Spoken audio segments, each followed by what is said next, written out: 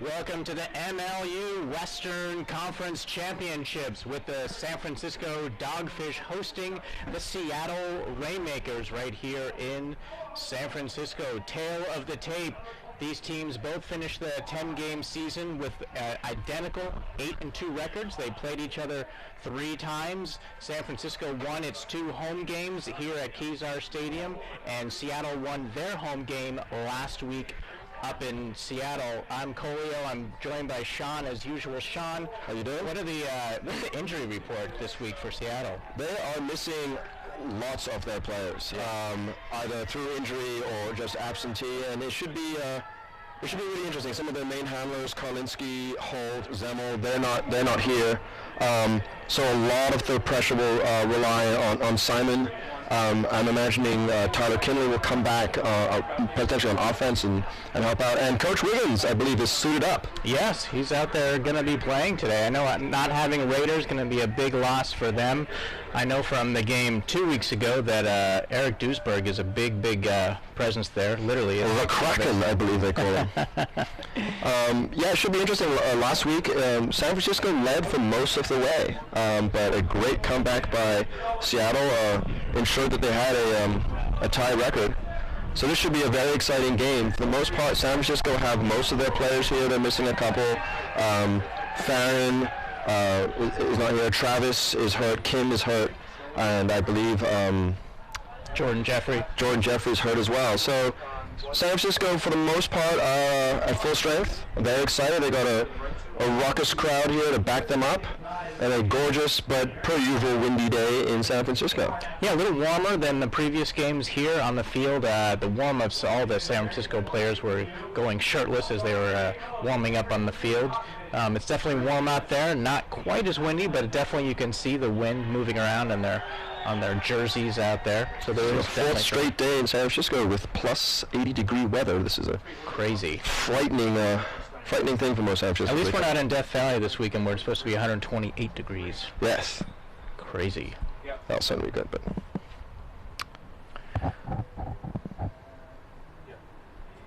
Okay.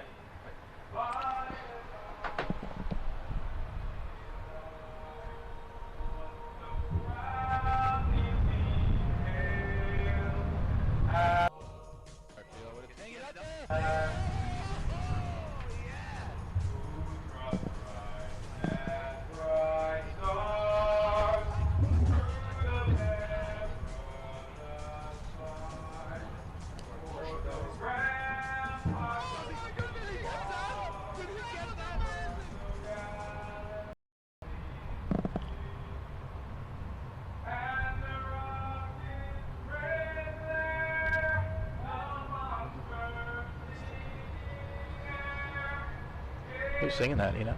I do not know, but it's quite a stirring rendition, no doubt. Nice.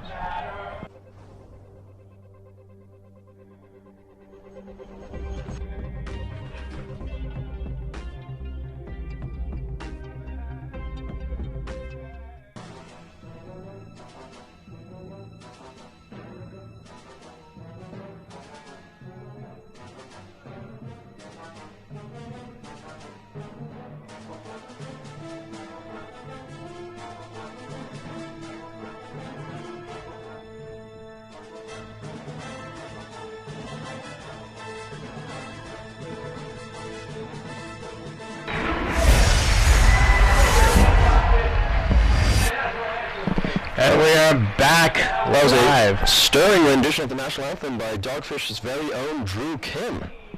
Yes. Only a talented frisbee player, but quite a voice. Sad that he won't be on the field this week. He hurt his knee defending a player in a game, I believe it was last week. Stretch it out a little bit, but yeah, we'll miss to be back for the championship if we are in that game. Fantastic. Yeah, I'll certainly miss his dynamic play, but he... interesting, San Francisco had a pretty spectacular season, 8-2, but they don't have a single player in the top 20 of scoring. And Seattle has only one, which is Mark Burton, who has 20 goals and 10 assists. It's interesting that both these teams really are deep. Right. They have a deep bench, and Seattle will certainly have to rely on that deep bench, only having 16 players out there today. But it goes to show that this is not just, a one or two person type of sport, and that, you have, San Francisco certainly have their stars in Mac Taylor and Bo Kittredge and National Joy, who are all representing the USA in a few weeks in Colombia at the World Games. But everyone, is part of this, and everyone is really part of the team, and certainly a testament to the fact that it's a team sport. Well, San Francisco is huddling up here as Coach Safdie and Coach Rubes and Jackson are probably providing some, last-minute advice and probably certainly inspiring the team. Or I really can't imagine they need too much to inspire them for this exciting inaugural Western Finals.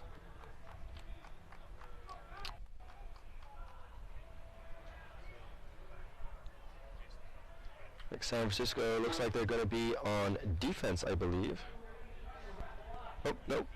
And trotting out a pretty strong line out there. I think that San Francisco will certainly look to, really their lineup a lot to sort of really run Seattle's shortened lineup into the ground with fresh lines all the time. Seattle, they're going to have to be very efficient, quick, simple throws. They don't have to exert too much energy. They want to just be smart and efficient and score as easily as possible.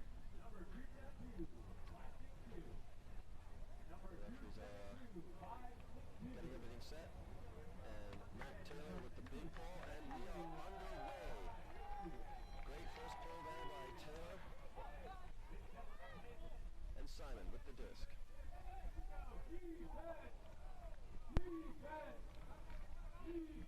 Doesn't have many options as Simon for the dunk. A nice break mark swing.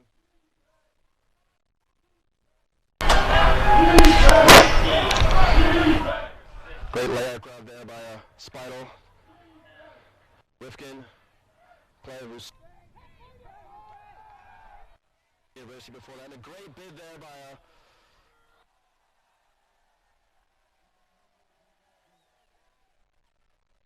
but Seattle caught it, but maybe they distracted him a little bit, and the wind took the disc, and Mac Taylor with a quick flick up the line. He gets Will Chen.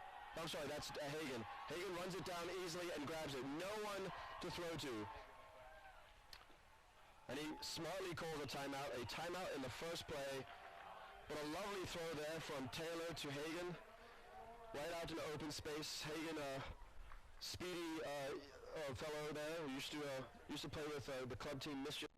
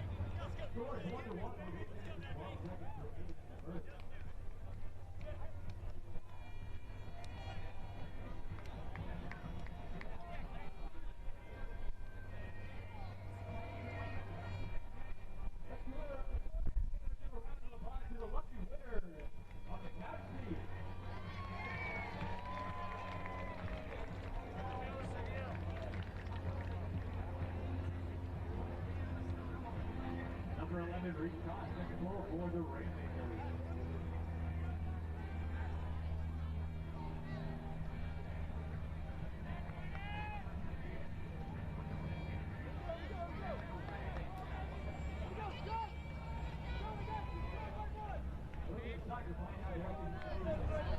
Number 27, Ashley Joy.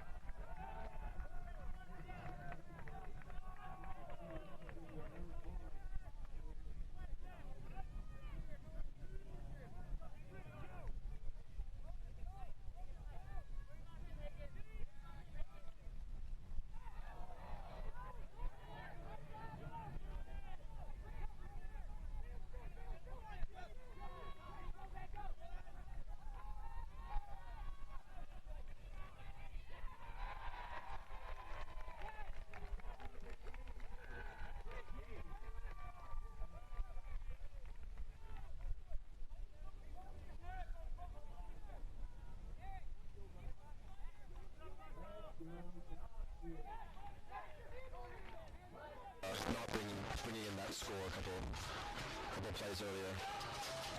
So San Francisco have work up win. Taylor in his own end zone. Flip to Bailiffs.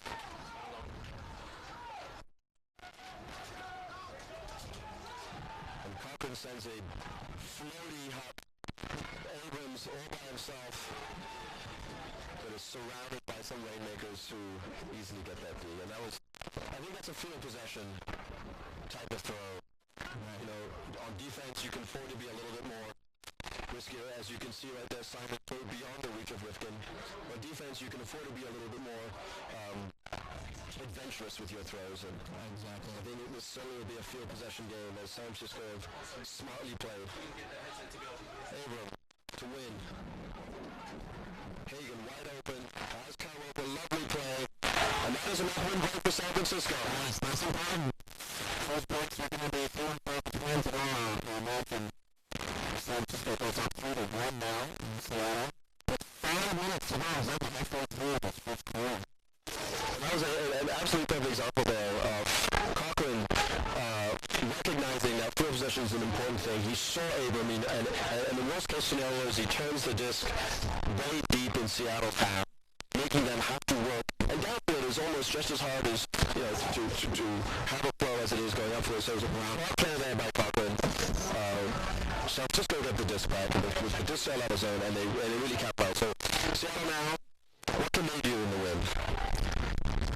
I know that's something we play this home field advantage for San Francisco, playing several games now and knowing exactly how that wind works is going to move to New Jersey today. Wow.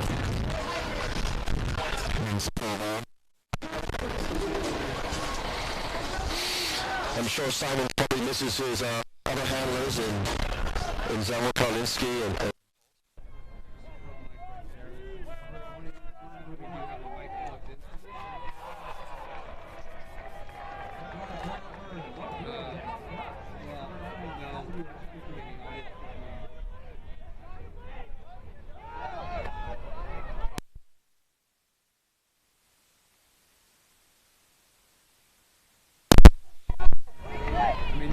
getting Mike level from the front, Mike from the heel.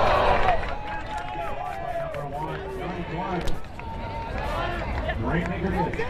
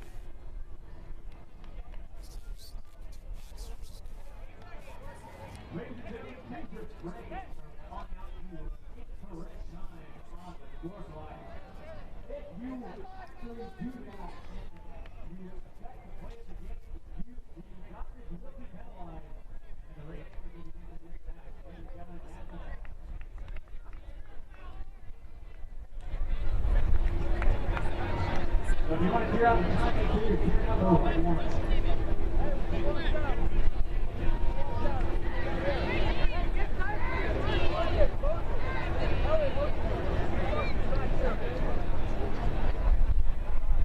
Recon will be rolled for the Rainmakers.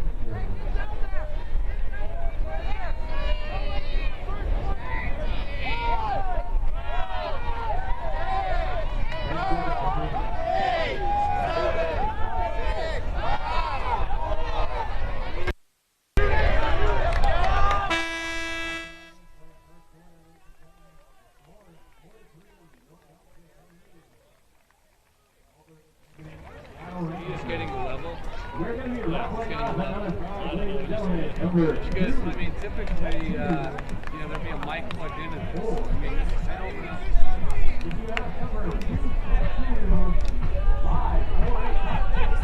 Yeah, I do. Yes, I do. Yes, I do have my own headphones.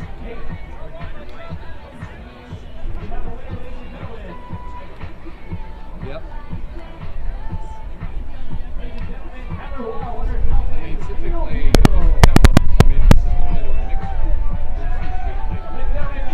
Because I got phantoms out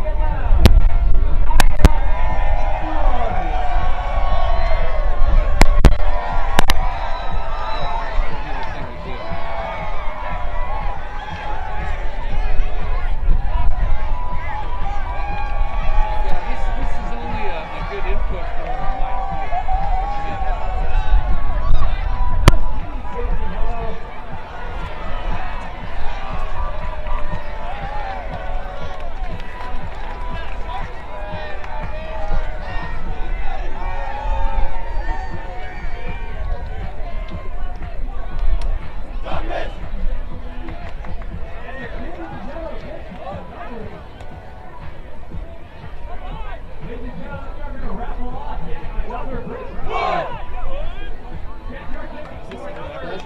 you gotta have a microphone.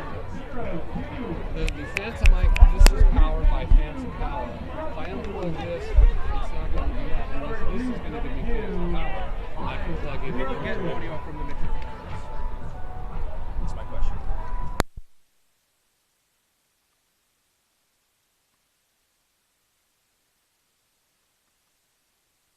Large frisbee community, leagues of all levels. Both teams have won world and national championships over the years. There's many in all divisions, in women's, men's, masters, as well as I think with sport, there's always going to be some very, very good players, but there's also people coming to watch them. Right. And the same can be said for the East Coast. The DC. The largest amount of frisbee players sort of registered, and obviously Boston, who really ran away with the Eastern Conference. I believe they were undefeated. Yes, and hats off to Philadelphia for those fans coming out and having the best attendance of any team this year, and that they get the right to host that championship game. Certainly.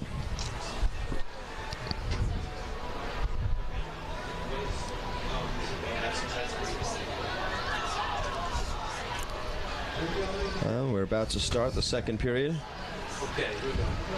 Seattle, Reed Koss, about a pull in a few seconds, and Seattle really going to probably come out charging. We want to get an immediate break and stop San Francisco from working the disc up and trying to get it down here so they can have a quick score. Schlag brings it down to Joy. Oh, a little bobble, but Joy keeps his composure and retains the disc. Kittredge making life a little exciting for Schlag, but not a problem for him. Boucher to Dahlman.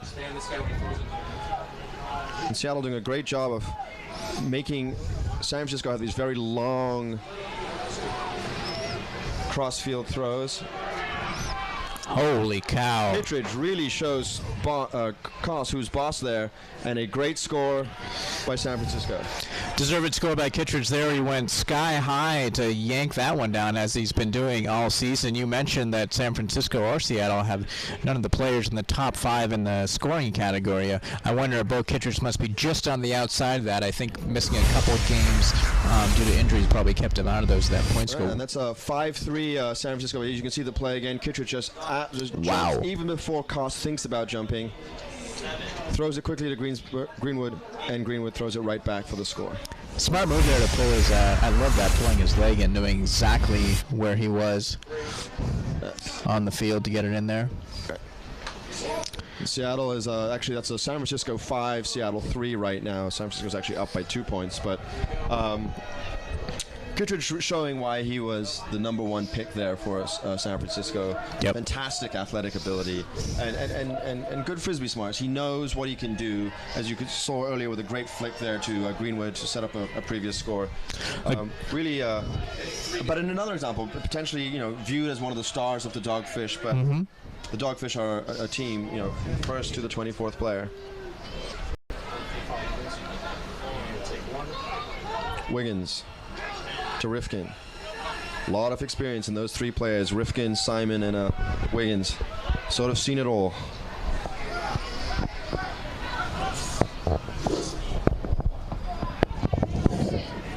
Burton closely guarded that by Bayless.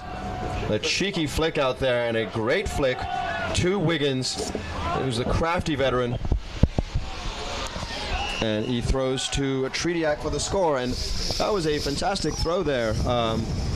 To Wiggins, who snuck up the sideline and caught in open space, and that was a nice response there by Seattle.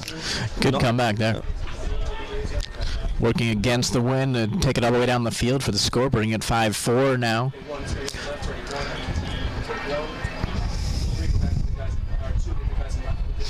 This could be a game where the team that scores last is the team that ends up winning. Isn't that always the case? Not necessarily. But yes, I see what you're saying there.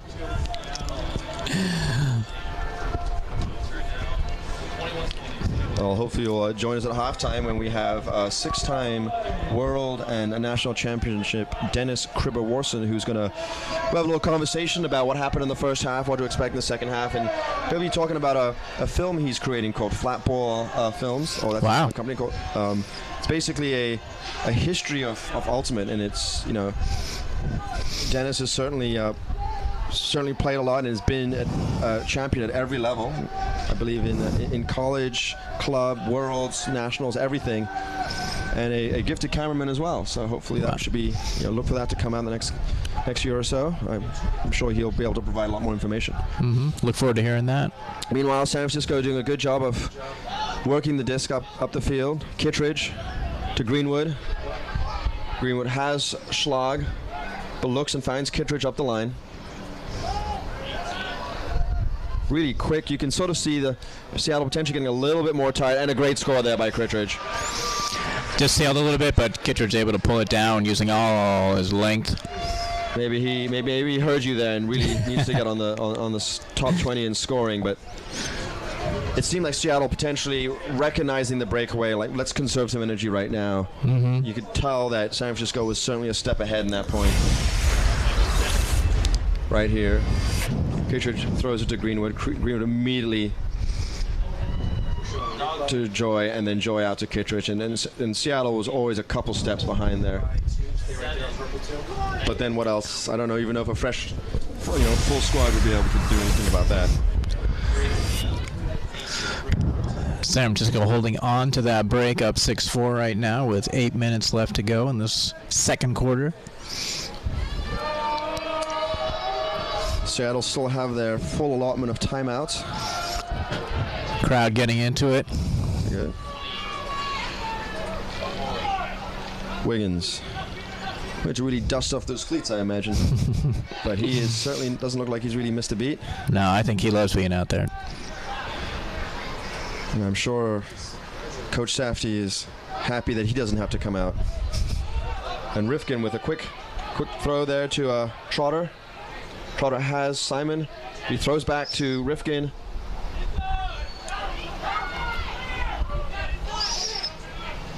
Oh, a spectacular catch there by Seattle. That was a beautiful catch. Mark Burton really had to weave his way around Dogfish players to grab that, and also keeping himself in bounds. It's a fantastic athleticism. Really impressive. The Seattle receiver. I wonder, Sean, having your coach out there on the field playing with you, if that's an advantage of, obviously he can call the line, call the plays, talk to the other players while he's out there. Well, I'm sure, yeah, he certainly he'll certainly have to put his play where his mouth is in this case. But yes, I think, I don't know about it necessarily an advantage, but it certainly doesn't hurt. Someone with his experience and incredible handling ability. Right. And just reading the game, as you saw in the previous time they scored, when he recognized that his defender was off a bit, so he went up the line and a great throw out to space. And so, yeah, I certainly think it helps. But also must put a little pressure on him as well, because obviously you have to talk about the plays, and then be able to pull it off and not make any errors yourself, hurt your team. I can imagine that's the case, but I think someone like Coach Wiggins would more than easily handle that sort of pressure. Someone who's so much experience, played and won at the highest level. He knows exactly what to do. But I can imagine he could use a breather here and there. Joy walks the disc to the center of the pitch. San Francisco in the horizontal stack are getting closer. Recognizes an upwind point. They need to be a little closer to the thrower. Boucher wide open. Finds Greenwood. Seattle really just trying to always leaving one player open, a little aware that they're not the best in the air, and ensuring that they can try and stop that. Ooh. And Dahlman with a throw out to Greenwood. I think Greenwood potentially could have caught that if he left the ground, but tried to reach out and get it, and then the wind took care of the rest. Well, it's a good look, that wind there, causing that disc to be thrown in such a way to keep it low and throw it really fast. A lot of zip on that disc. Can't float them up today because of that wind.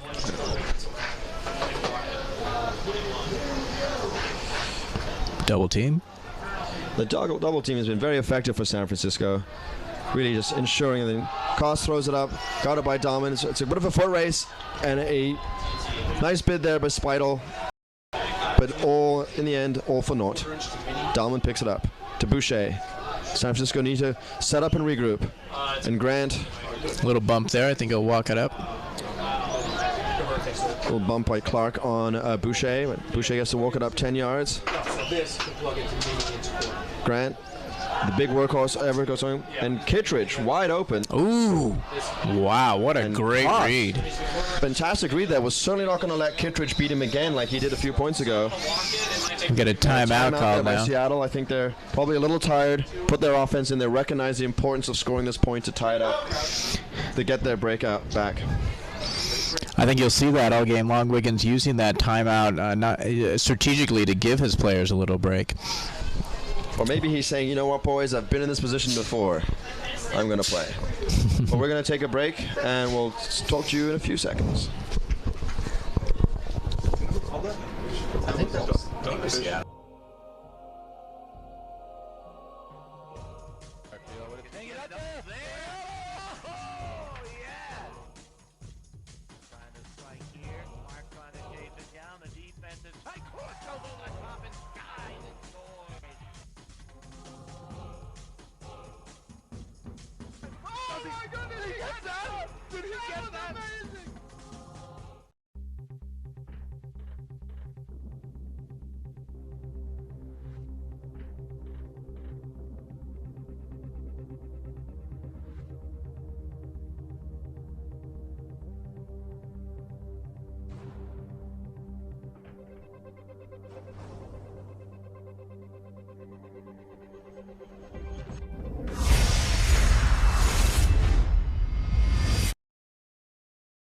Offensive line recognizing that this is a very important play for them. They have an opportunity to really tie it up. And they're good. Koss, who just had a fantastic D, really can play both ends of the game, offense and defense. Burton. Seattle with more of a vertical stack. And Koss is going deep, and Kinley tries to find him, but he's closely guarded by Canner. Oh. Wow. Great effort to stay with that. And Sam Kenner, who's fantastic, went to Carlton there, really stuck with it, made a great defensive play, and Reed Koss, did his best to chase after it, but it was a little bit beyond his reach. Rasmussen.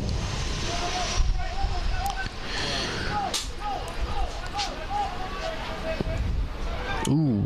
And Kenner right beyond the out of the reach of Pollard there, and Seattle. This works well for them. They're only 20 yards out. Opportunity to tie it up, and have their timeout provide fruitful gains. Follow the action though. Take one creep in a little bit now as it gets down towards the corner. Simon acrobatically catching a very simple throw, but good job by Simon. Kinley. Follow the action. Two. Kinley. Just in one motion, catches and throws. And Koss. Ooh. Oh. And the wind really, I think actually was more of a mistake on Koss, who just jumped a little bit too early and had the wherewithal to try and grab it again. But Rasmussen, who never gives up, came in and got the D. I think Koss didn't realize how much room he had in that end of that end zone. I think he thought he was going to be going out, but talking to the ref a little bit for a call that did not come. Really, that was all his mistake. And Rasmussen throws a big throw there to Brammer. Fantastic catch there, and Brammer brings it down and throws a flick. Really going to make Anderson work for it here. But Anderson is up to the task. Catches it. Pollard has options. Throws to Rasmussen. Oh, and that is a dangerous play there by Burton. Really, he is hurt in any sport, but this is a non-contact sport, and it really took Rasmussen out there by the legs. Inadvertent, of course. We're going to get a replay of that. That is certainly that's a dangerous play, and he has to wear the armband of shame, which is given out to players who do dangerous plays or not very spirited. But as you can see here, Rasmussen cutting up the line, and he has caught that. And yes, Burton is trying to hold himself back, but he really didn't have a chance, and that was a very irresponsible play there. And so he deservedly gets the armband of shame, which I think is quite an interesting. Yeah, interesting concept. We'll talk more about that when we have a chance. Right now, San just about a yard off the goal line, the chance to go up by 2. Joy has options. Oh, wow. And a sneaky little backhand there, I believe, to Smith. Smart play by Joy there. Just had a lot of patience. Just waited for the player to cut into the end zone there. Was not rattled by the clock ticking. Nope. And San Francisco still have a close one there. Seattle certainly had their opportunities to tie the game up. And now they have to go upwind to keep the pressure on San Francisco. So you can see that time was running out. Joy sees Smith going up the line and just sneaks in a little backhand. There's nothing the Kraken could do there. Long arms and all. Wow, smart play by Smith there, just giving him an out. We have 3:34 left to go in this second quarter.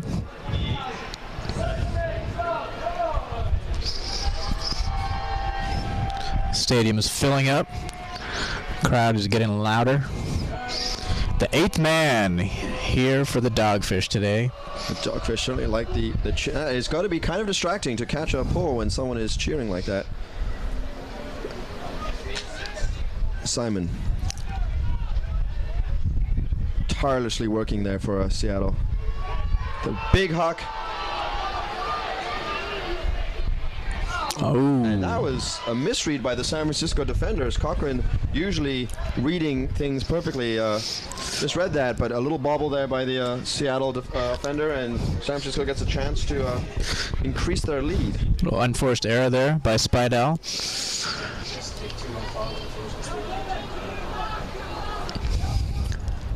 Good defense by Seattle right now. And Taylor looking for the big huck, has Cochran and Bayless going, and a little bit Oh.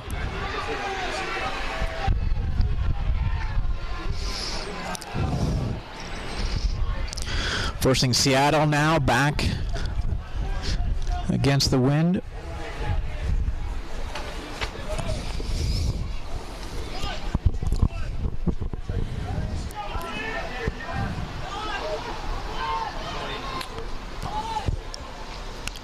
strong defense here, Bio, and that's probably a strip. Yeah.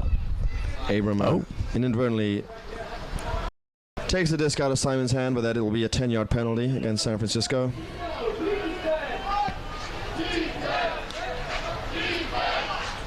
Spidel.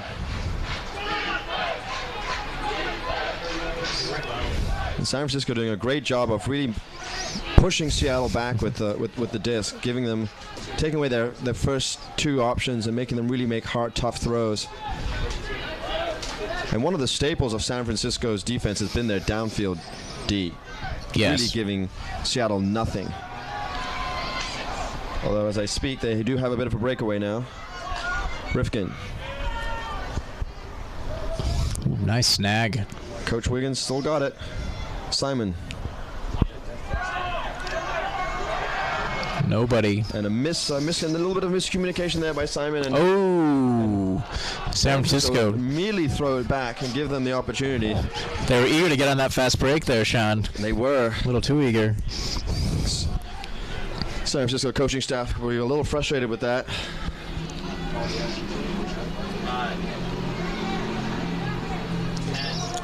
Wynn doing his best to get the disc back.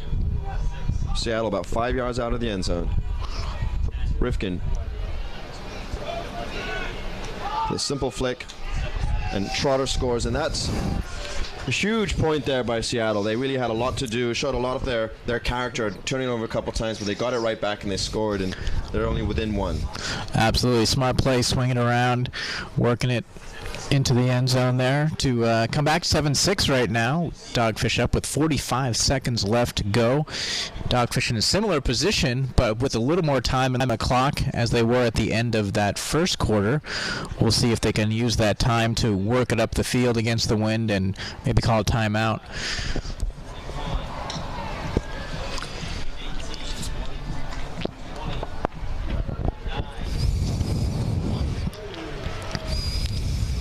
San Francisco certainly have gotten their powerhouse offensive line here. I think they're just going to really just no need to, like you said, no need to score immediately. They can just work it, but they certainly don't want to turn it over in their first Absolutely. half. Oh, and a false start, I believe, on the pull.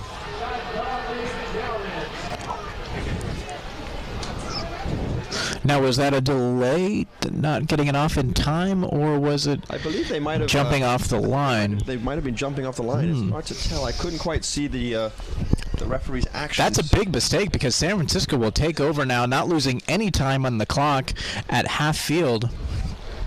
Which is Costly error by Seattle. Surprising. Seattle had a series of costly errors playing here in San Francisco. The last couple games, a couple drop pulls, I believe. Yes. Really gave San Francisco the opportunity to get back. And, well, they seemed to thread everything in Schlag, saying thank you very much. I'll take it. Yes. And San Francisco Did they get it? I believe Yes. they got it in time. The rest will talk about it, or it could be...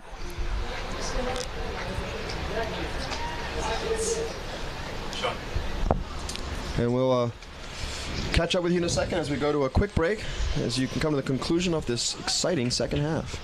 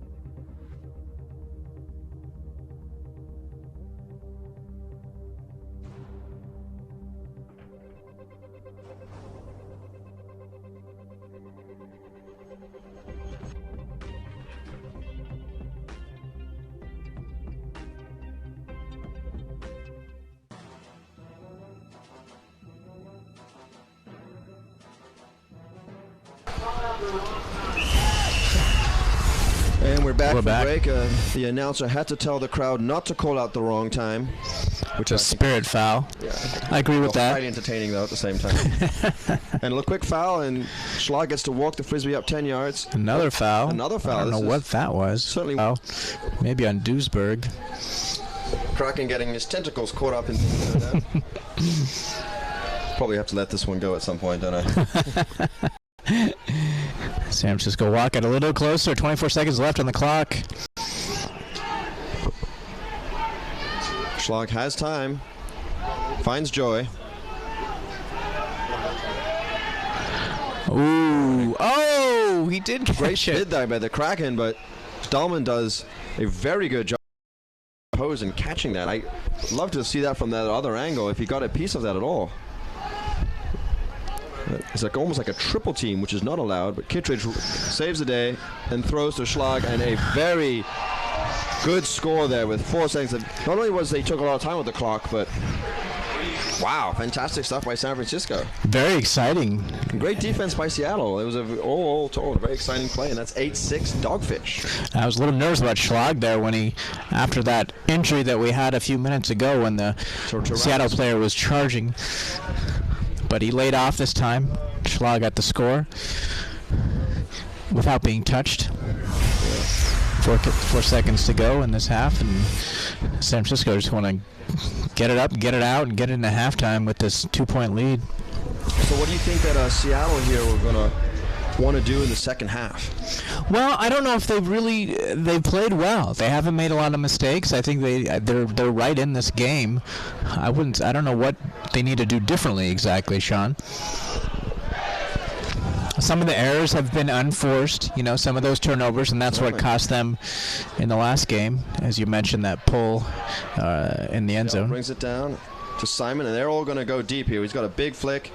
He throws it up there, and that's it. A fantastic, exciting half, and we'll be back with you in a bit for a little quick halftime show, get some opinions of some very well-known players and see what they think of the first half and what Seattle and San Francisco are going to do in the second. Sounds great. We'll be back in a few minutes.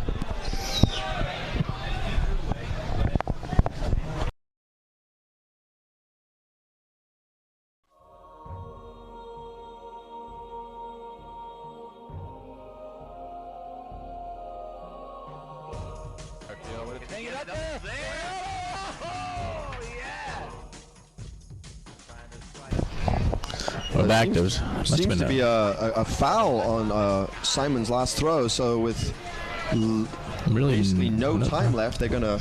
Like, we're resetting it back to 10 seconds, it looks like. All right, wow, that's a lot of time, or more time than there was before. And this gives Seattle a huge opportunity here. It's really going to be a hospital play. Oh, wow. And big, strong Cochran comes out again and saves the day. I think he made 2 Ds right there, 2 or 3. And he does, and I believe that is the actual half at this point. Well, another exciting end to that half. Well played by both teams. San Francisco with the 2-point lead. We'll see it right there. Look at... This and swatted it down. Not in my house. And we'll come back with you in a couple minutes.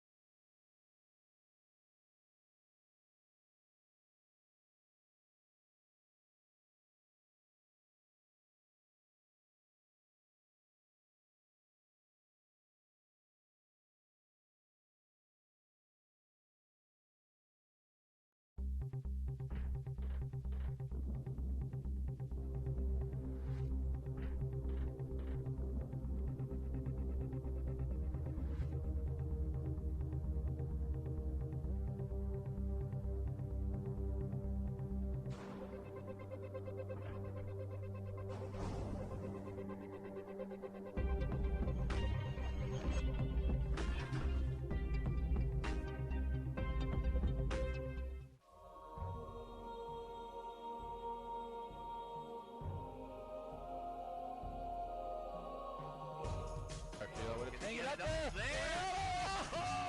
yes! Trying to strike here. Mark trying to chase it down. The defensive tight cross goes over the top and skies and scores. Oh my goodness, he get that? Did he get that? Amazing!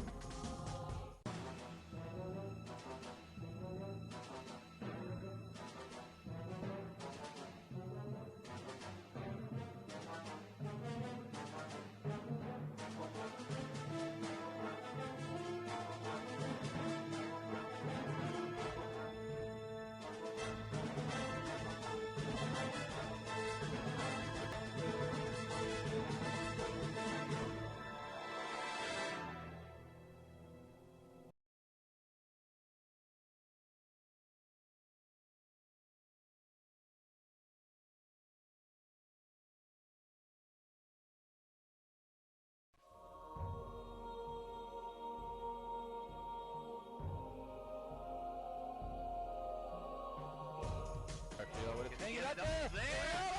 Oh, yes!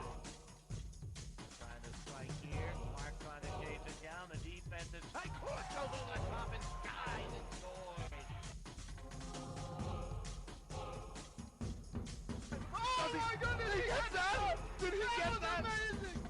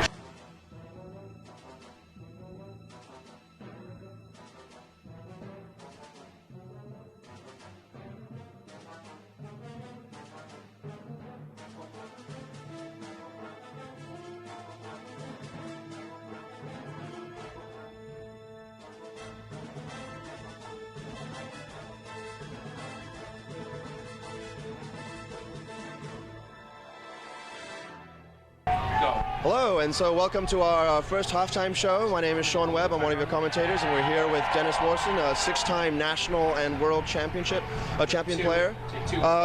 What do you think of the first half? Pretty good. A lot of turnovers, a lot of drops. Been out to a bunch of games, both next gen, MLU, and that is the one overriding theme. I'd like to see a little less drops. No excuse. I know it's windy out here. Yeah, and I was wondering, I think, you know, with the new, with the 7 second stall count, I think, you know, you see a lot of just quick throws, wider, you know, it's harder for defense, but yeah, I was surprised by the amount of throws. I mean, these are tough, it's tough to catch. It's a simple drop. I was thinking about the 7 second stall rule, and maybe that is a reason. Okay, that looks good right there. It seems like it's helpful. Maybe that has something to do with it. Somebody get tight rushing. Yeah, a lot of rushing, and you know, especially with the double team, where and this is not just, you know, a casual cup. This is, you know, two big guys really blocking the sunlight out of your throws. So I thought it was interesting. I guess I was aware that you can make substitutions, but did they switch out? So they started out Dogfish with a D squad. They got the turnover, and did they just call a timeout and switched out the fresh seven offensive players? And then that makes it really exciting, because you can, like that first point, you call that timeout, recognize, you know what, we need this score. We're putting in our best 7 offense. Less important than worrying about burning our first timeout. How many per half? There's 2 per half. So you're burning half your timeouts on the first point is the downside, but you get your fresh 7 in there, and they score the goal right away. It's a testament to what the coaches think of Seattle's ability to, you know, they had a tough game last week when they were leading the whole time. Seattle came back and scored in the last few minutes. Just the opposite of the first 2 games that they played against each other, and having not seen that third game, that's one of the other things that I was thinking about today was that, you don't want to. Maybe Seattle doesn't want to go out to the big lead and have Dogfish come back and beat them again like the first 2 games. Certainly, I mean, they're down to 16 players. They got their coach playing with them, and he seems to be doing a good job. But Dogfish are, you know, being tenacious on D and making them work for it. So what do you think? What can Seattle do in your mind or your opinion in the second half? What can they do? I would stop.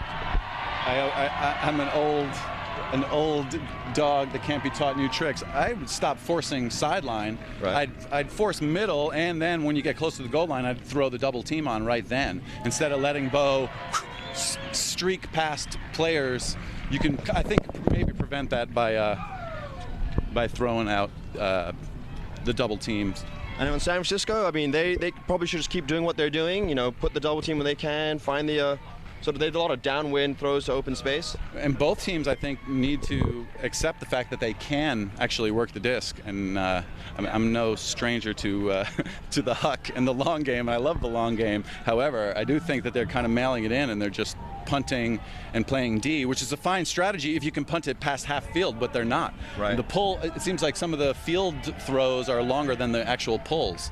So I'd also like to see, you know, maybe practice your pull before the game with the specific wind. Certainly a good idea. So as you just mentioned, you've been around this game for a long time. You've won at every level. You've played at every level. And right now you're putting together a fascinating and interesting documentary on essentially the history of Ultimate.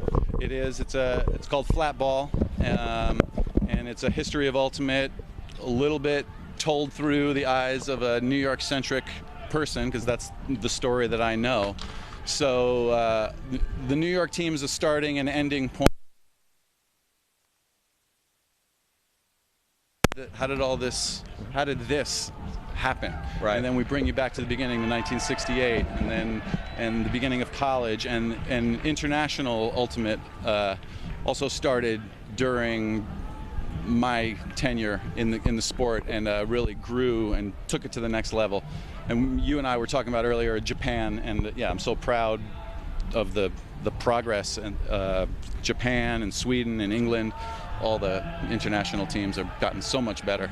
Certainly, and as two players, and certainly yourself with more experience, but we've seen the game progress from people just casually playing, but there's always that intensity and bringing in more and more athletes. And I think when you started playing, that was when people started taking this a little bit more seriously. You had some really good athletes, people who really knew how to play the game, and this is taking to that one more level of trying to get people outside the game interested in Ultimate Frisbee. One of the themes is the teams of the 1980s. We kind of stole the sport from the hippies. Right. It was absolutely kind of a hippie sport, a knee-jerk reaction, anti-war, late 1960s, almost an anti-sport, and that could only last for so long. Everything has to go through an evolution, and I think in the late 80s, mid-80s, late 80s, teams started to really become more intense. I came from a very intense New York team, and we stole it from the hippies, and we brought it into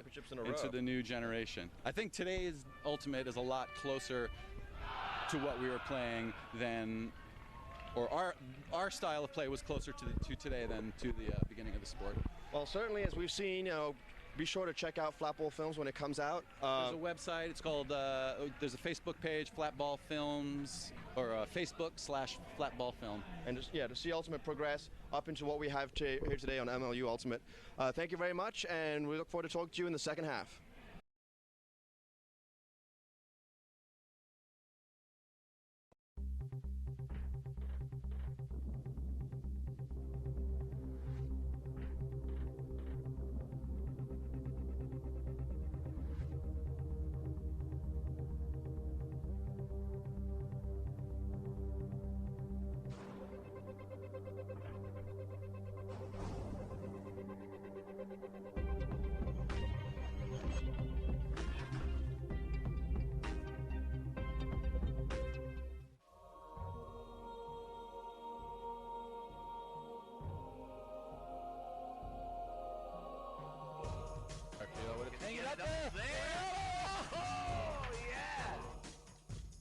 Trying to strike here. Mark trying to chase it down. The defense is high court goes over the top and skies and scores. Oh my God! Did he get that? Did he get that? Amazing!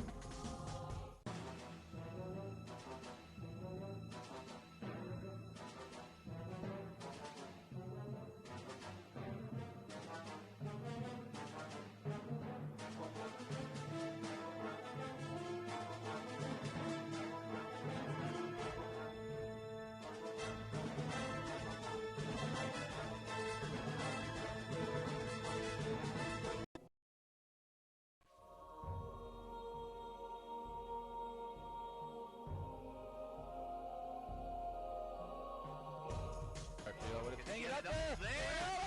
Oh, yeah. Trying to strike here. Mark trying to chase it down. The defense is tight. Court goes over the top and skies and scores. Oh my goodness, he hit that! Did he get that? And we're back. The game has been going for like 22 seconds. Nothing too exciting to play. Dogfish dealing with the wind, moving it back and forth. Abram, closely guarded by Simon, finds Taylor.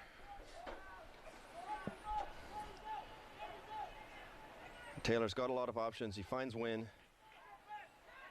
And Wynn immediately calls a timeout, or it seems to be an injury timeout here. He's might have hurt his ankle. Looked like he was sliding in for that. Ankle got under him.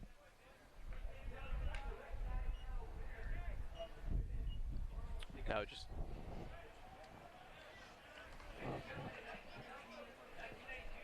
we have the offensive play of the week right now from week number 10. Let's check that out. These are always fun to watch. That's the Waveborn play of the week, number 99, Alan Kolick from DC. I just talked to someone from the league and they were saying This is a great, oh, what a fantastic grab there. Wow, that's called the play of the week right there. Put DC up by 2. Let's look at that again. Holy cow, Kolick just skies up there and yanks it down. I mean, he really had the benefit of not being in that play, that he could really read the disc from pretty far. Like, you know, as you see him coming out, he's not there, and he just comes out of nowhere right here. And there, whoa, just times it to perfection. Beautiful. Meanwhile, back to the game here. Joy waiting over the disc as everyone gets set up. Big point here for San Francisco as they can really extend their lead. Grant with a great cut to set it up there for Kittredge, who finds Boucher, and that is a play out of the playbook there. Boucher, what a great cut into the end zone there to get himself wide open. That was certainly designed. Tyler Grant sets it up by making a strong cut to the middle of the pitch, which opens up all that space on the sideline for Kittredge, who catches and turns around, doesn't even have to look, just recognizes that Boucher will be there, and Boucher is there. Dogfish up by 3, 9-6. And it's been a pretty even set of scoring and throwing and for the Dogfish. There's no one player who's really been taking charge. Kittredge has got a couple of goals. Greenwood's got a couple of goals. And everyone's really just been there the whole season for the Dogfish. They were missing some of their big players for 2 or 3 games, but they didn't really set them back at all. That's the story of this team, is the chemistry, all the players getting involved and contributing. We see my favorite player out there now, Brammer. The bearded wonder. It's that Nordic beard, isn't it? Well, and he's certainly creating problems there for Simon, but Simon gets out of it and throws to Wiggins. Hammer. Wiggins with a spectacular hammer and a great catch there by Attic. Cradles that in and does a cheeky push pass there. 2 consecutive great passes there that we haven't seen much of all day. Not a lot of... Got brought down, and Seattle answer right back. Maybe they've loosened up a little bit. The hammers, the push passes, the sort of diving catches. This is what they need to play. Exactly. I think you called it. Almost a little cheeky right there, but yeah, it's sort of like, you know, the way, you know, they've always said to bring in soccer terms, the Brazilians need to play with some samba. They need to play with a little flair, a little style, and that's what really makes their game beautiful. And this may be Seattle's thing. They need to just do what's natural to them, and that could be a lot of crazy hammers. That could have been the halftime discussion that coach had with his players. Loosen up, have fun. Go hammer or go home.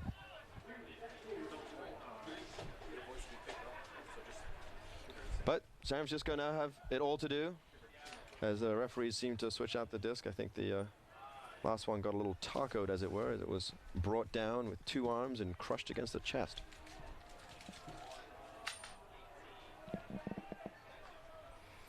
Fortunately, they do have a good collection of these Nova discs that they're using out today.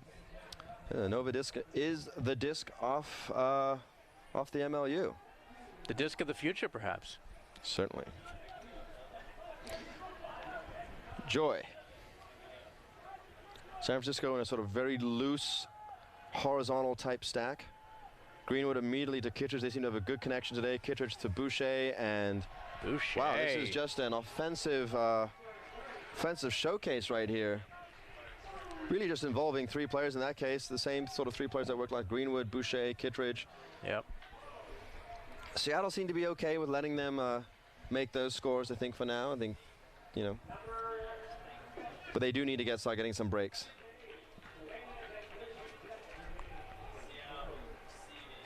That score right here. See how nice and easy Boucher just gets a little distance into the end zone today.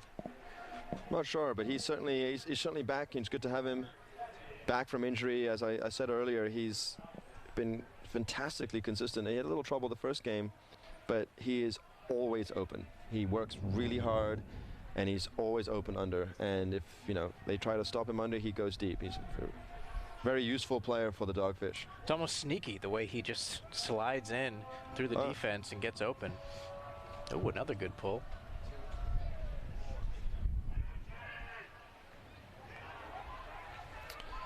Seattle are, oh, nice bid there by Hagen. Seattle seemed to have a lot more of a deeper horizontal stack with the wind at their backs, looking for that space underneath. Wiggins, simple flick there. Oh, great catch there by Tretiak, who kind of throws from on his stomach. I believe would be potentially a travel, but not a travel. I don't even think there's been a stall called on any players in this half. Everyone's moving the disc so quickly. That's a good point, Sean. We usually see 3 or 4 stalls a game. Nothing so far today. Quick passes. Probably on the agenda for both teams coming into this game is to get those passes. Let's see a replay of that score for Seattle. Coach Wiggins. Big flick there. Hagen gets in the way, but Tretiak scores. Slides in a very come-hither pose straight for the score. And that was Hagen with back-to-back defensive efforts there that were both strong and just out of his fingertips. I think he was disappointed when he got called for the foul back when the disc was at midfield. Tried to make it up for an acrobatic D there. We see the empty couch at halftime. At half field. I don't know why no one's sitting there. It's a beautiful place to be. Well, I believe it's a VIP section, and maybe the VIPs are, you know, refilling their food or drink or getting some Dogfish paraphernalia. Save the point. Throws to Greenwood. Reed Koss with a big bid, but Greenwood reels it in. Kittredge just catches it and dismisses Spidel like he doesn't exist there. And Kittredge to Boucher. Boucher has Grant, and Grant easily reels it in. Grant now part of that trifecta of Boucher and Kittredge there, getting in on the scoring. San Francisco up by 3, 12-9 with 7:18 to go in this third quarter. San Francisco playing a little more aggressively, or so you're taking a page out of Seattle's book. I mean, this is going to, if you know, at this rate, Seattle certainly have to will be the most in shape team. Let's see a replay of that score. Kittredge has it. Finds Boucher. Boucher just waits. He knows Grant's coming. Grant can easily bring that in. Making it look easy. Trotter there had I believe that was Trotter or Tretiak to guard Grant, and that is not an enviable position because he does not stop. It's like a tank. A sandwich-fueled tank. I wonder if that wind is not dying down a little bit. We've seen these pulls going much farther than earlier. Either that or they figured out how to throw in the wind. That could be. The double team immediately with Chen and Brammer. Simon, cautious play, throws a big hammer. that had more to do with just not turning it over down there. He really had no options. That's a formidable double team, very quick. Chen moving back and forth, and the big body of Brammer stopping anything around the mark. Seattle forced to punt it there. Smith finds Rasmussen. Rasmussen unfortunately turfs it there as he tries to throw to Kenner. Wiggins about to pick up, but then wants his team to set up. There's been no time for any team to set up. Any runs and grabs. A veteran move there by Wiggins. Simon looking for his player. And Burton catches it as he wears his armband of shame from his tough foul on Rasmussen, but a little great run redemption there. A little redemption, a great run there by Burton. Nice throw there by Simon. And Seattle answer right back. But as I was saying before, this is going to be tough for Seattle to maintain this sort of very fast-paced game. Yes, they're scoring quickly. Yes, it's usually just one or two cuts, so some players are getting rest. But this fast-paced, sort of fast break ultimate is going to be tough. Let's see the replay of that score for Seattle. Wiggins, Simon waiting. He knows what he's looking for. He's almost sort of telepathically saying, look, I've got the wind to my back. I can put this Frisbee anywhere I want on this pitch. Just get to the open side. Otherwise, there'll be more than an armband of shame. You do not want the wrath of chicken on your against you. The wrath of chicken. Simon's often known as chicken in the ultimate community. I believe it's the legs. Now he just pecks away at you. Yeah, he's a fantastic player. Joy picks it up, and there Seattle are now trying to start throw the double team. Maybe they've seen that it can be very effective, but they've been doing it on the middle of the pitch versus the sideline, where San Francisco has used that to great success.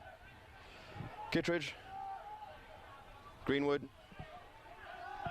Ooh, Boucher, nice catch.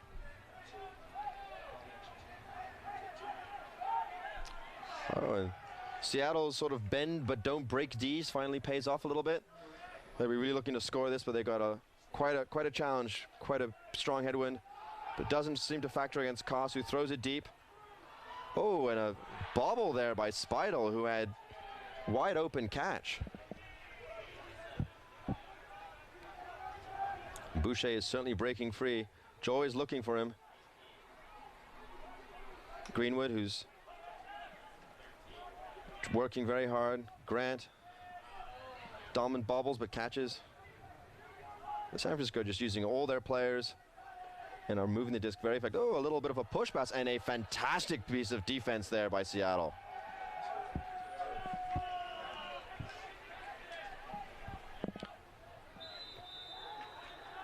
I believe that was number 1, Donald Clark. And a timeout been called, I believe, by Seattle. But what a great D there. And we'll be right back after this break. Fantastic.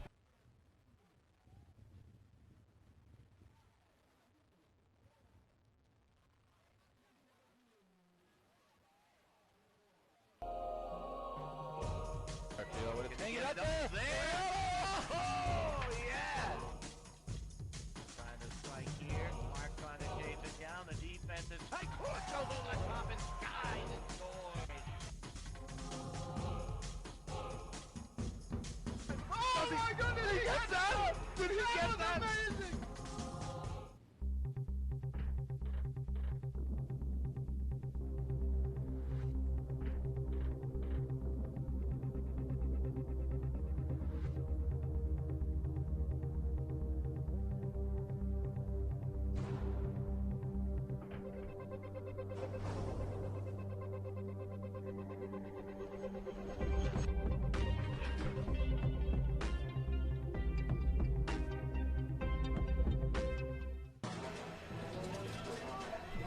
We're back with San Francisco up 12-10 right now over Seattle. 5:16 left to go in this third quarter. Seattle takes over with the disc. Very sort of narrow, close to the sideline vertical stack there for Seattle. I think they're just looking to go big, and they do. And Russell Wynn. Wow, a lot of contact there. He does seem to get disc first, but he not afraid of taking out Harkness there, but seems to be some discussion. Talking about it. I think that disc was out of play even. I don't even know if... not sure if there's a call there or anything, but like I think that was a legitimate hard D there by Wynn, and you know, unfortunately happened to land on Harkness, but that was great D there. But I think I don't know, going over the back of the player, that might be what they're talking about. there was some discussion, but either way, it should be San Francisco Frisbee. I think Harkness and Wynn still talking it out here. I mean, they've played against each other quite a bit. It's Sockeye versus Revolver over the last few years. They're talking it out. Referees there just in case, but they don't see anything wrong with it. And that is San Francisco disc, I believe.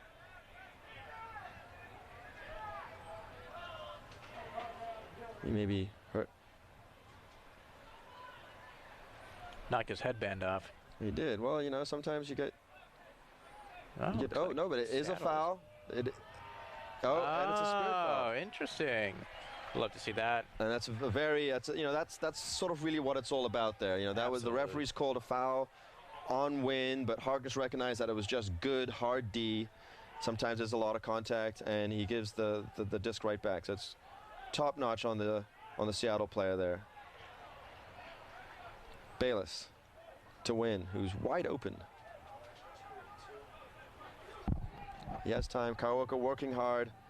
Oh, and a fantastic bid there by Harkness. He really just came in so hard on that. Came in hard. He came in with a purpose, and that was a fantastic bit of defense to get the disc away from Hagen.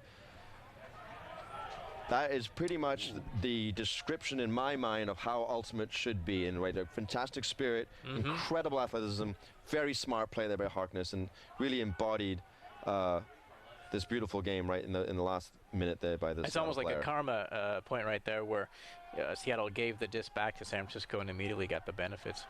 Well, that's one way to look at it, but also a lot of hard work and athleticism. Hard work, sure. It doesn't hurt. It doesn't hurt. Ooh. Oh. Wow, great bid. And Hagen's going deep. Harkness, unfortunately, though, it's all been all Harkness at this point. The good, the bad, and the spirited. And Kyoka picks up. To Taylor. Taylor's been pretty quiet this game, but makes up for it there with a nice throw to win for the score. San Francisco back up 13-10 right now with 3 minutes and 23 seconds left in this third quarter. Getting back to that spirit turn that we saw there, it was a really interesting play, because we're going to see a replay of that score first. Kyoka just like a nice, simple, high release backhand there to Taylor. Taylor just flicks it. And not an easy catch by Wynn. He made it look easy, but that wind is really kind of playing havoc on these plays. But yeah, as you were saying. But yeah, getting back to that hard foul that was on the sideline, both players were going for it. It looked like the Seattle player was maybe not happy. I think he was hurt a little bit on that play, knocked his headband off, and I thought maybe he was contesting that there was no call, that there was a call, and it turns out there was a call, a foul against San Francisco, but Seattle, thinking that was not a good call, was able to give the disc back, and that's exactly what the spirit of this game is about, as you say, with the players able to overrule the refs, if you will, and make a call that they think is just. Certainly. Well put. We see Brammer back with his double team. Yeah. Simon doing what he can to get it out. Nice set of fakes there, and finds the open player, because there's always going to be an open player, and Seattle did a good job of making that open player available to Simon, who easily found him. Just got that disc off in time. Simon unfortunately be grounded by Brammer, so there's a lot of work to do. Burton looking for the big hammer, and that is a big floaty hammer. Oh, great catch. And Trediak reads that well and just sticks the landing. And that was, you know, I think that was a little bit of sun there in Chen's eyes, but Trediak did a great job of bringing that down, and wow. It looked like Chen was all over it for that D. Trediak said, no, thank you. I'm going to get this. Have all of Seattle scores this half been hammers? Oh, except for that Simon did have a flick earlier. With that hammer. Just Trediak used his body and muscled his way into his position, yeah. He wanted it more, and he got it. Well, if he wanted it more, I'm pretty sure Chen. Yeah, Chen wanted it too. Yeah. They both wanted it. Some of them did a better job of getting it. 13-11 is the score right now. San Francisco up by 2. It's been pretty high. I think that's Kittredge's 3rd or 4th score. Hopefully vaulting him into the top 20. I know that's his main goal this season.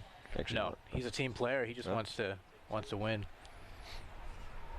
Unfortunately, I believe he, if San Francisco continue and do win this game, he, Taylor and Joy will actually, I think, will be missing the championships due to the World Games. That will be unfortunate. But I could be wrong. How will Seattle answer back? Got a lot of game to play. Burton to Rifkin. And another hammer again. And unfortunately, this one is, but it was Trediak. This time it was, Trediak again, streaking to the middle of the end zone. A nice hammer there by Rifkin, but not quite enough mustard on it. Clearly, Wiggins at halftime was just hammer, hammer, hammer. Do you think he hammered it home? Ooh. That was bad, wasn't it? San Francisco takes over in the goal line. Kawoka. Oh, and Cochran there. Unfortunately, Wynn sort of bowled that out of his hands. Coach Wiggins setting up his play, an end zone play, no doubt. Probably upside down is my guess. Nope. A simple flick there to Burton. Burton getting back into this game on the scoring front. I think he's wearing that. Still wearing the cone, not the cone, the armband of shame. I think that's maybe fired him up a little bit. I know. Maybe it's, maybe we certainly don't want that to be something that people want, but I do like the fact that he has to keep wearing it. He does have to adjust a lot. Check out that score by Seattle again. And this is what Coach Wiggins is so good at. He just can easily break the mark anytime he wants. He knows what to do. This was the previous play, which on previous score there that Trediak's caught a couple points ago. That was a great one. San Francisco now will have the wind in their favor. Up by 2 with 1:48 to go in this quarter. Duesberg about to pull. The Dew. Probably just drop that disc and it'll be over the halfway point. But a nice pull there by the Seattle player.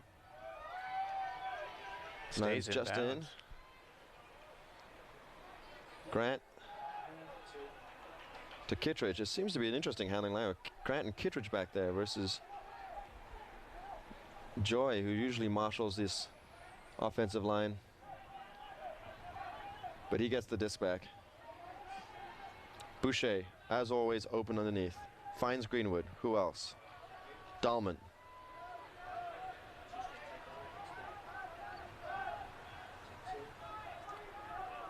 Joy, he's got options. He's looking for Boucher.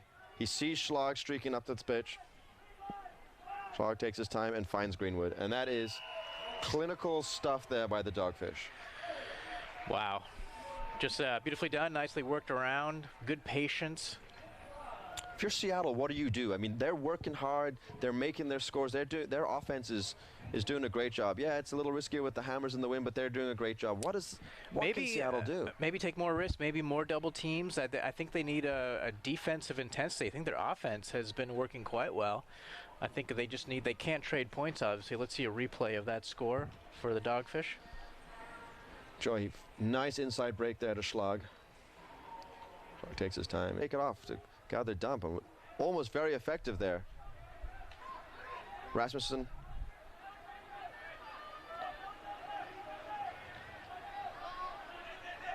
Seattle need to work very hard here. This is a big opportunity for San Francisco to really take this game and maybe potentially put it out of the reach of Seattle's hands.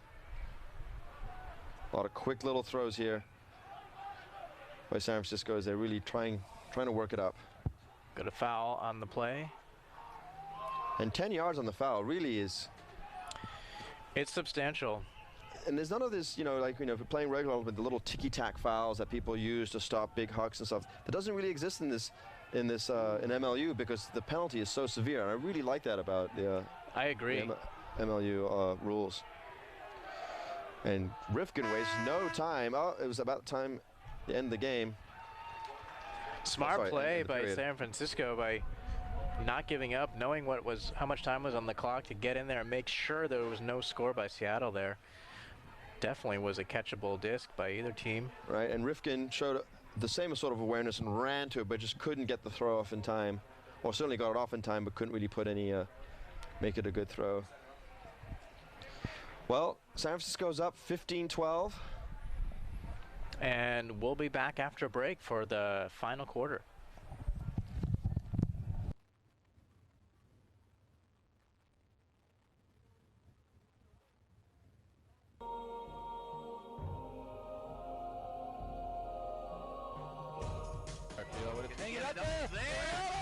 Oh, yeah!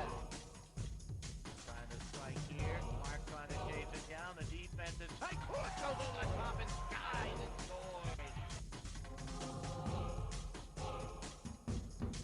Oh my goodness, did he get that? Did he get that? Amazing!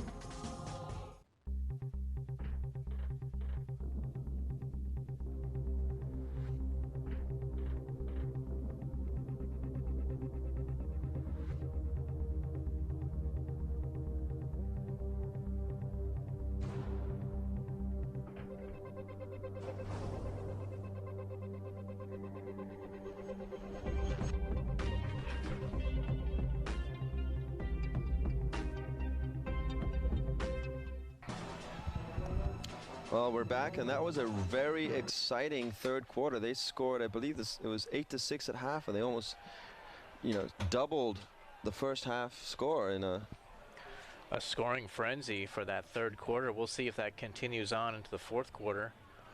If you're watching right now, there's a bunch of people throwing little tiny frisbees right at. It looks like they're throwing them at Dougie, but they're actually just throwing them trying to get it into a bucket. Yeah. It's very hard to do. Little discs. Yeah, but I think Seattle at this point, they did a good job. They sort of figured out a flow. Their offense is they're loosening up a little bit. There's a lot of hammers. There's some push passes.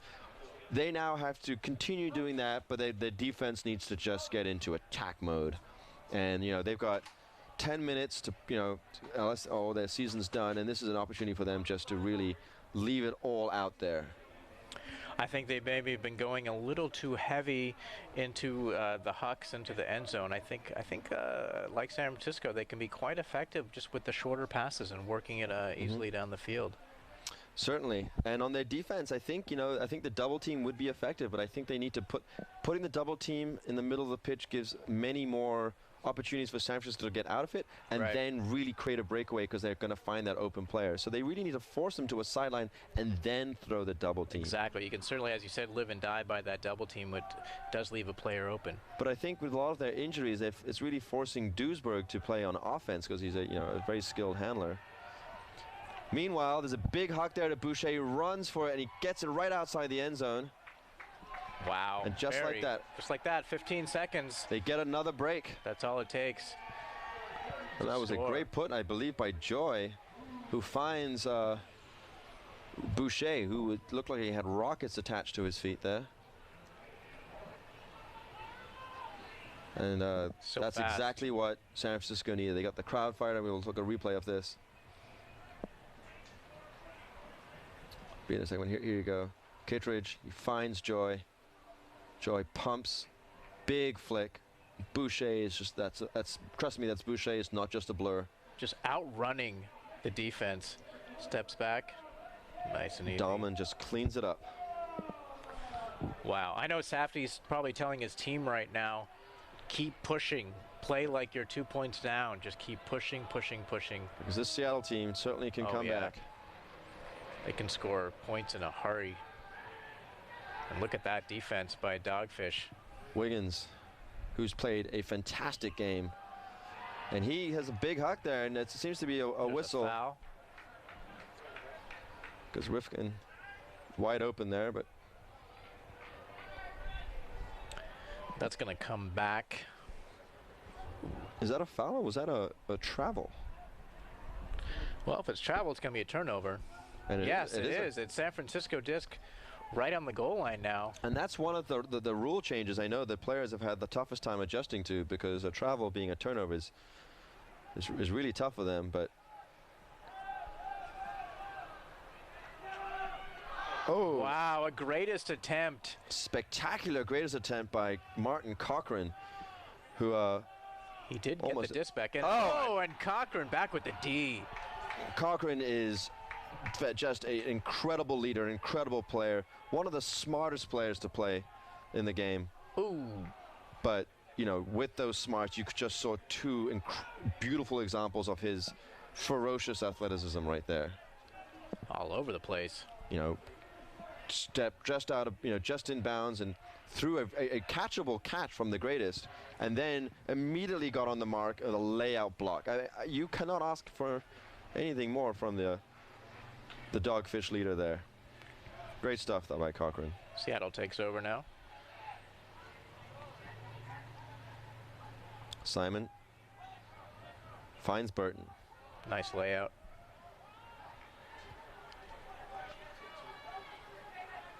Simon is just Nowhere to been go, a but- machine there for Seattle. Rifkin. And Seattle are looking for they're just content to, you know, real quick throws, move the disc up quickly, find that throw, and Wiggins does. Burton puts it out there for Tretiak. Oh, and a Great catch.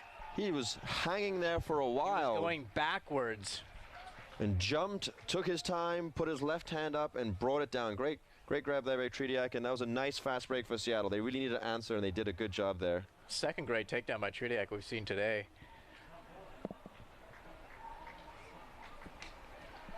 Seattle only down by 3 right now, 16-13 with 7.5 minutes left to go in this final quarter. And they could very easily get a break back now with the wind to their back. I think they're going to put on their.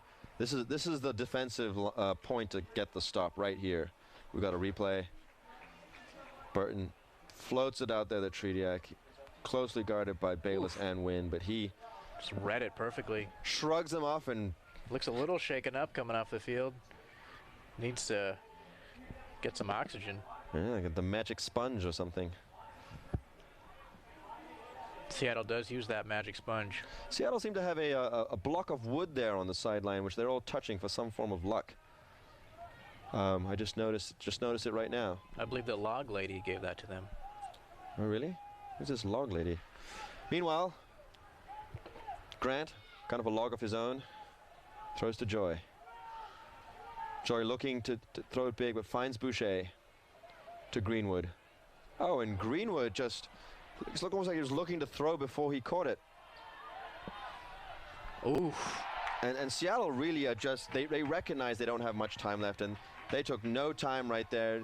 Maybe not the most advisable throw or the best matchup because Schlag was right there, but That was them taking a chance, putting it into the end zone, knowing that if it didn't work out, that San Francisco was going to be going into this wind. They could Yeah. put the D on and try to get it back. Koss has the unenviable task of guarding Kittredge, who is just working very hard there, and his reward is paid by catching the disc. Boucher looking for Greenwood, doesn't find him.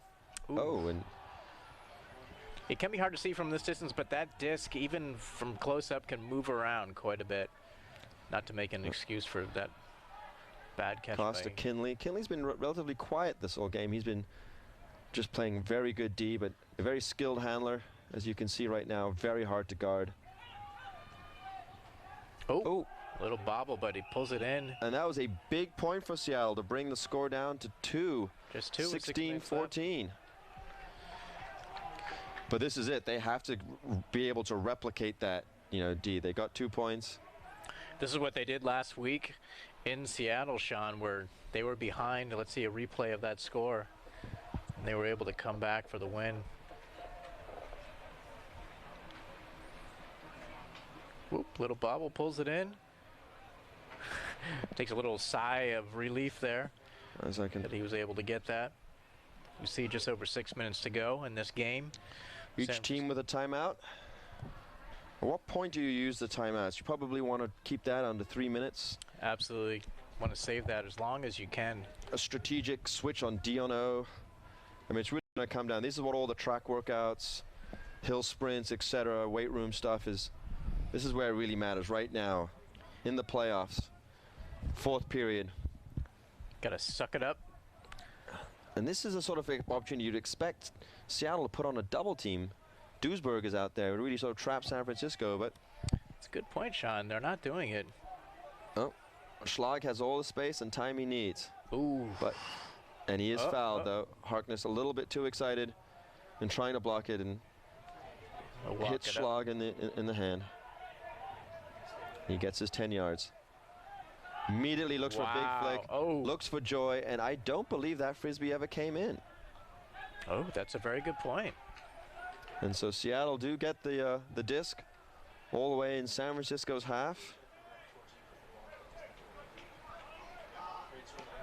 Dahlman guarding Simon, probably comparing hairstylists at this point. Seattle takes over now. And see, this is San Francisco. They put in the double team, and you know, Simon, very skilled, gets out of it, but it wasn't easy. They're going to call it a bump on Boucher. I think Seattle are really kind of almost, as much as they can, really kind of shortening their roster a bit. Kinley's been out there for a couple points now because very skilled, valuable handler. Duisburg to Koss, 10 yards out of San Francisco's end zone line, and throws it in between everyone. A little bit hurried there by Koss. It's a huge opportunity for Seattle that they just squandered. You know, if he just had counted to 2, he probably would have had 3 players open. San Francisco willing to take some time here. Joy casually brings the disc up to the end zone line. Here we see the double team. Greenwood wide open. Schlag and Seattle are just really sort of playing a very sort of loose, breakable zone. They're all pointing at each other like, you guard him, and I don't think that's very effective. Maybe they'll prove me wrong. Well, do you think the defense did that, or was that just poor execution? I think it was poor execution. As Dennis Warson was saying, you know, a lot of these mistakes are very simple mistakes that can be averted. San Francisco can't afford to just play prevent right now. They've got to keep trying to score. Trotter with a great grab, guarded by Boucher. Boucher unfortunately fouls Trotter, and that's 10 yards. This is big for Seattle. The wind is picking up slightly. Where's our wind? Kinley. And Kinley's going to have to throw a big throw there, and he's got Clark, but surrounded by Dogfish players. And it falls nicely to Koss, who makes up for an earlier throwaway and throws back to Clark, who seems to be hit in the head. But great read by Clark, and that's 3 points in a row by Seattle. They're right back in this game, only down by 1 now with 3 minutes, 13 seconds left to go. And they've really quietened the crowd. It's like a... Let's see that score again. It's like a library out there, and I think that's a timeout there by the Dogfish. I think Coach Safdie and Rubes and Jackson are going to try and set things straight. But everyone misreads that. Koss comes in, says thank you very much, picks up the garbage, and throws it quickly to Clark. Clark got whacked on that. He's tough. Yeah, it sounds like, you know, like I said, it's like a library out there. The San Francisco crowd a little stunned by Seattle's. We'll be right back after this break.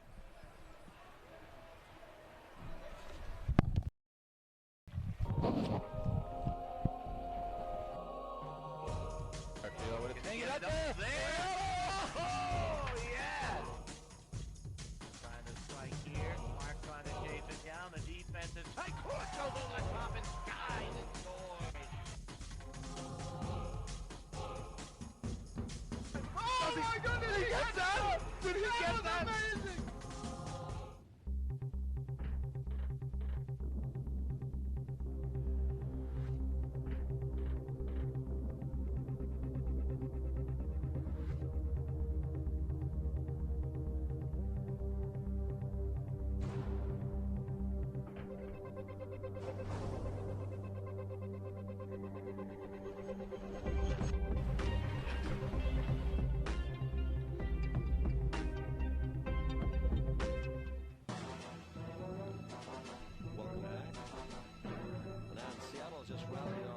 Straight points, and they're about to pull with the wind to their back. This is quite a turnaround.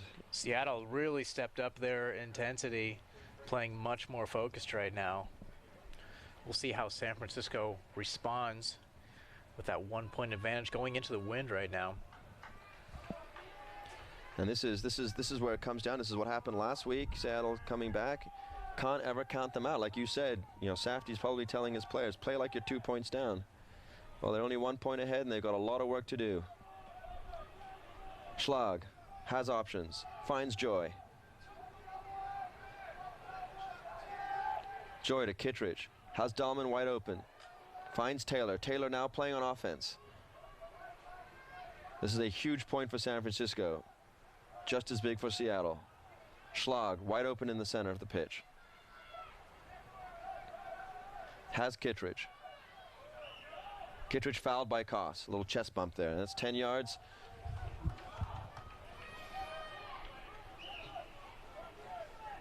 Kittredge to Taylor. Taylor finds Greenwood. It's wide open, and he finds Dahlman, and San Francisco answer back. Against the wind, great composure there by San Francisco. That's what they've been doing all game. It's good to see them come back to that. And they get you know, the crowd back. The crowd gets excited. As a reward, Dougie throws a shirt at them. Kittredge was really a huge part of that point. Coming back in with those in cuts, getting open, using his big size to go up and get that disc. San Francisco up by 2 right now with 2.5 minutes left to go. Let's see that score. There's Taylor. Finds Greenwood. And Greenwood straight to Dahlman. Kittredge and Taylor have played together for a long time. They played in Colorado. Both, I believe, at college, as well as with Johnny Bravo, and then came out here together. That's such a huge advantage when you get 2 great players that have a history, experience, chemistry together. Something you can't buy, you can't teach. Right. Taylor right back out there on defense. How will Seattle respond? Trediak. Crowd cheering for defense. Wiggins, playing like he was 10 years ago, finds Rifkin. Another wily veteran for Seattle. And a great catch that by Burton, and that's a score. They answer back simply and effectively. Very quickly. I think that was about 20 seconds, that score. It's good to see Wiggins and Rifkin out there. 2 scores in a row into the wind, Sean. Yeah. Impressive. It really goes to show that these guys are so skilled. Like, the wind does affect the game, but they can adjust. They know how to, they know how to, change those slight angles so that this Innova disc will really just cut through it. And great stuff there by Seattle. Nice response. Good job by Burton. And we'll see a replay. Here's a replay. Of that. The big throw there by Wiggins to Rifkin. He takes his time. He finds the easy throw. A little bit behind Burton, but Burton catches it. Knees in the end zone. Disc out. Several scores by Burton. He's playing well, like you said. Maybe the armband of shame has really propelled him to make up for that pretty aggressive foul. Every time he looks down at that armband, he's realized what this game is about, and it's just about playing hard and making smart plays. Certainly. Well, Grant watches the frisbee to the ground. Nice pull. Smartly avoids it. Joy. It's interesting how they have Grant there as almost as a 4th handler to really help keep, minimize those cross-field swings, which make things so difficult. Kittredge doesn't have too many options, but finds Joy, his teammate in the upcoming World Games, as well as Taylor. Oh, and a great grab D there by Harkness. It's a bit of They're going to call a stall on that. Did run out of time there. He ran out of time and made a risky throw, but he grabbed it. And I think San Francisco really need to just really pull themselves together. Seattle fighting very hard here. Credit Seattle for great defense there. Duisberg picks it up. Oh. No, that's the turn. And San Francisco, their downfield defense all season, and once again, really helping them out. Ooh. Oh! And Grant. Running hard, as always. Boucher with a little bit of a shiver. I don't know who they're going to call that against. And they're going to call it against Boucher as he really sort of nudges Kinley to the ground. Grant there, quite animated. Great job by Grant getting downfield there. Oh, and they're starting the game a little too soon. Referees need to get this game in control. 50 seconds left. 1 timeout left for Seattle. San Francisco with no timeouts. Referees are huddling up, want to make the right call here. It's very important. Of course, San Francisco wants to score here to stay up by 2 at the end of this game. Have we had any overtime games this season? We haven't. Wouldn't even know what the rules are. Have to brush up. Yeah. You know, Grant is gonna have to do everything he can to get around the big long arms of Duisburg. He throws a quick flick, and Wow. Dahlman brings it down as casual as you can be. But now he is excited. That was a big point from San Francisco. It's a great flick by Grant right there, holding his composure, as you say, against the big long arms of Duisburg. And finding Dahlman, who's also, once again, you know, I think this is a testament. Here's you see the replay. Grant faking an inside break there. Whew. In the only person can catch it is Dahlman. But I think, you know, a lot of these players they're replicating the play of their coach Safdie. He was certainly a very hardworking cutter. Also had the throws, and you can see Dahlman, Boucher, Greenwood, Grant, all these guys just non-stop, constantly cutting, always open for the under, making it easy for their handlers. Yeah, you can see that's what Safdie coaches right there, is the importance of getting those unders and not relying on the huck game, as Seattle often does. Chance of let's go Dogfish in the background. 45 seconds left. This is it for Seattle. They've proven that they can score quickly and they can score efficiently. They're going to want to do a quick score and then put on the D. Both these teams want to represent the West Coast in the championship game in 2 weeks, which will be in Philadelphia. All 3 of the games these teams have played against each other have been decided by 2 points or fewer. It's really exciting stuff going on the West Coast. So it's pretty, you know, quite a lot of parity. Simon brings it down. Wiggins has Attic. Oh, fantastic grab there by Trotter. Oh, and it wins, flies through the air. Seattle, Attic has to do everything he can to keep control, but he does. Burton. Seattle going to need to score soon. 17 seconds left. Big hammer there by Wiggins. Beautiful hammer. And a great grab, and what a play. Coach Wiggins, unbelievable. You called it. They needed to score very quickly, and they did with that. It's a pressure throw. If you've been watching this game, you've seen how much the wind has been coming that direction. Coach Wiggins unleashes a unstoppable hammer straight to, I believe, Trediak, who's been scoring all day. You'll see it in the replay. Reads it perfectly. Chen so close. Wow. Great bid by Chen. But Trediak, that must be his 6th or 7th goal at this point.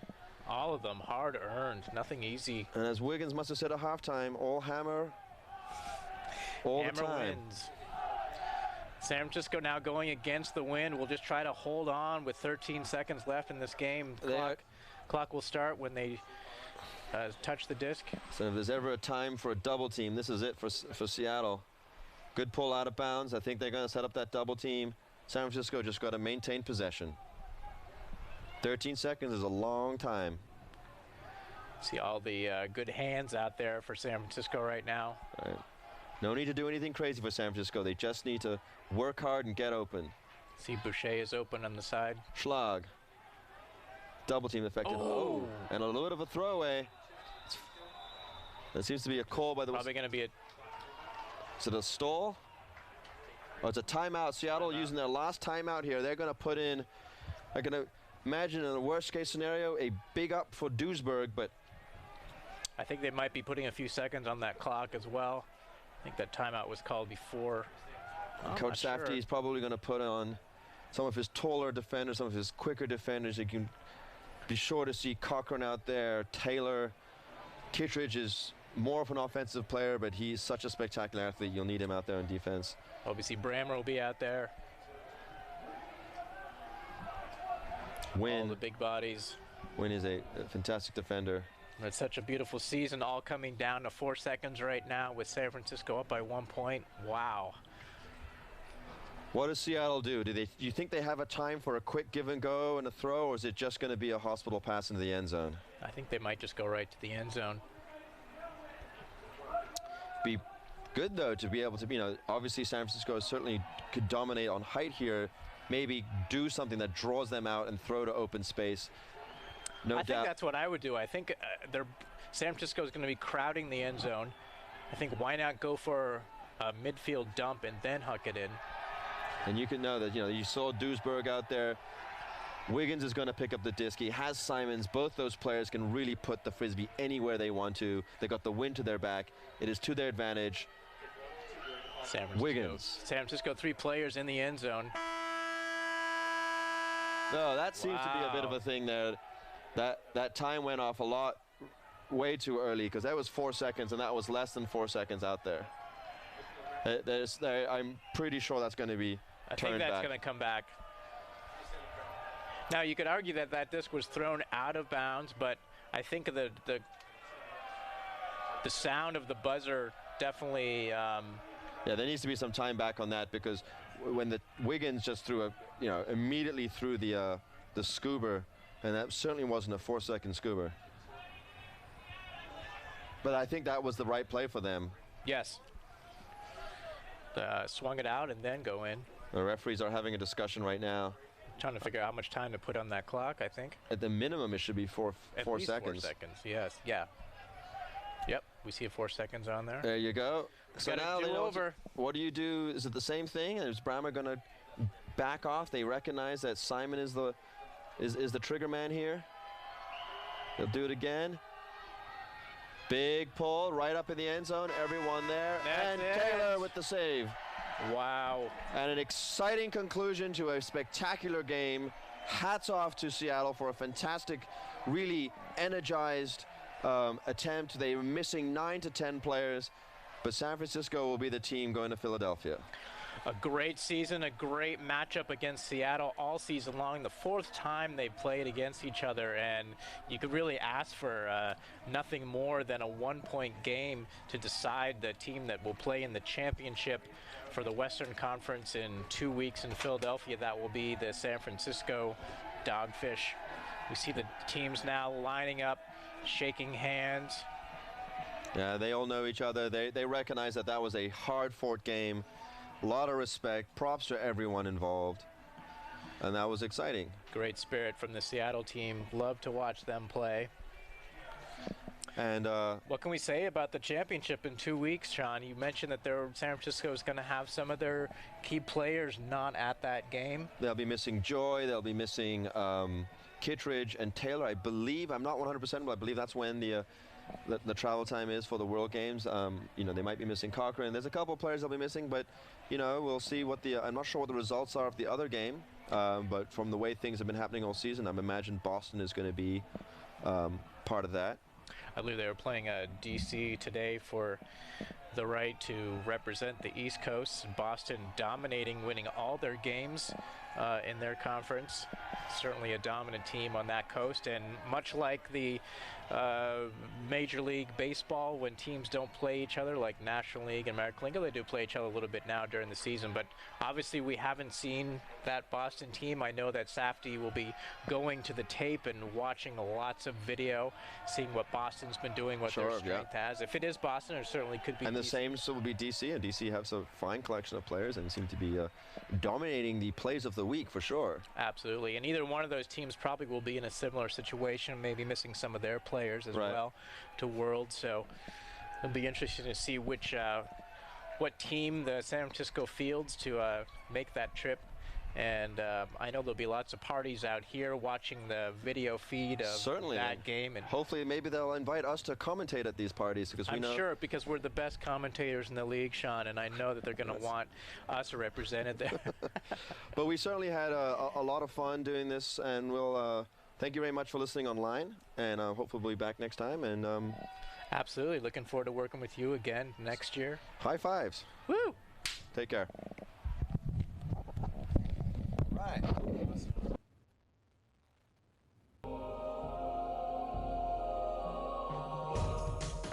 Hang it up there! Oh, yeah! Trying to strike here. Mark trying to chase it down. The defensive strike. Goes over the top and skies and scores. Oh my goodness, he gets that! Did he get that?